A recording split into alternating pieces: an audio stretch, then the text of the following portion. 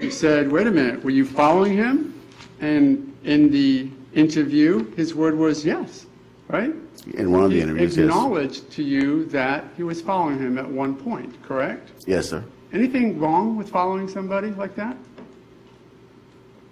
Let That me ask you this way, anything illegal? Objection, I've asked that he be allowed to I'm sorry. answer the question. I'll let him answer that one. repeat it, please. Anything, did you think that there was anything wrong with him following him to see where he was going? Legally speaking, no. Okay. Do you know exactly where Mr. Zimmerman was when the non-emergency operator said, we don't need you to do that? Based on his statement, he was at his vehicle, which would have been, I believe, off of that or wherever he parked it. It's your understanding of the investigation that Mr. Zimmerman was at his vehicle when the officer said, we don't need you to do that? That was when he was exiting his vehicle. That's my Okay. understanding, yeah. Okay, and then how many seconds went forward as he was walking before that conversation occurred? Objection. I'd have Those to, facts not in evidence, there's walking. Sustained. How many seconds? You heard the tape where you can hear him getting out of the car, correct? where I heard the sound of the door being opened, which I interpreted that. That he got out of the car, Yes. right? And then you know that he was walking in some direction because he said to the officer in response to, are you following him? He said yes, right? Objection is the facts not in evidence, walking, assuming a fact not in Rephrase evidence. your question. You know that he was following him because he told the non-emergency operator that he was, right? Yes, sir. And you know from the conversation that Mr. Zimmerman indicated to the non-emergency operator that he had cut between the buildings, right?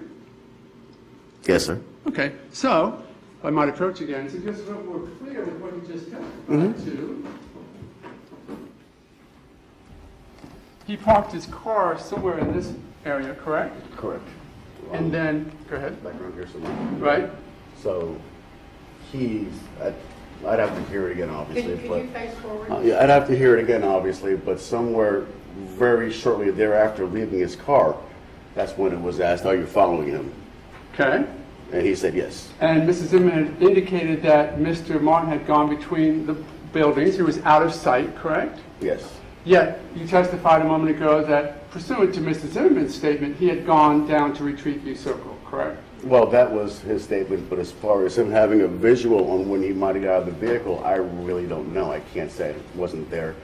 But he could have seen him at any point which way he was running. So my question a little while ago was whether or not you had any evidence to support any contention that Mr.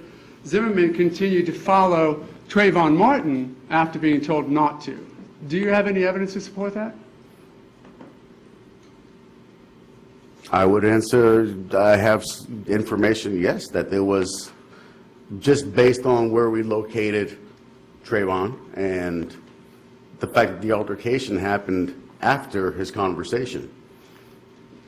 That's my interpretation. Let me that, ask yes, you there this was way. some Let me ask you this following. way. Do you have anything to contradict Mr. Zimmerman's statement that he walked the rest of the way to Retreat View Circle and was coming back towards his car when the interaction, whatever it was, between Trayvon Martin and him occurred?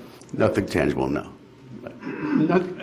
Go intangible on us then. So what do you mean nothing tangible? What do you have, if anything? And the circumstances and totality of the whole thing that I'm looking at, as I interpreted it, when he says follow, walking behind, trying to find a direction, I construe that as follow.